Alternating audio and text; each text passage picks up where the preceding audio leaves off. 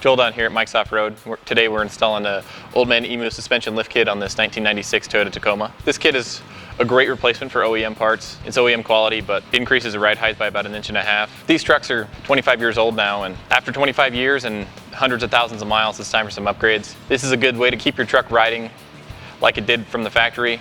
Some of the key parts that are saying this as a problem when your truck gets older in age is a springy ride, does hit a bump and it keeps bouncing.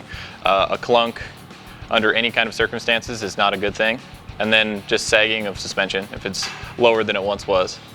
Spring compressors like these are one of the reasons why you should bring your truck in to have us install a lift, because this is a dangerous process if you try to do it at home. These springs are underneath an unbelievable amount of pressure, and if something goes wrong, it could injure or kill yourself. These kits all come disassembled. The springs must be compressed with a tool like this so that the struts can be inserted into them and properly assembled. For this kit, obviously you have to disassemble some suspension components, but it's a brand new strut, spring, and top hat all going into this truck. A pretty simple process. The worst part of it, I think, would be assembling the springs. To get ready for this project, I used this tool to compress the springs and put the struts and assembled them here. Got the old ones out. Kind of went through everything as I was doing that, and I didn't find anything else to be of concern.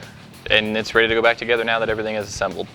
We got the driver's side strut and coil installed on this side. This is all ready to go for a lot more miles. If your truck's riding rough or you hear suspension noise that doesn't sound normal, give us a call down here at Mike's Off-Road.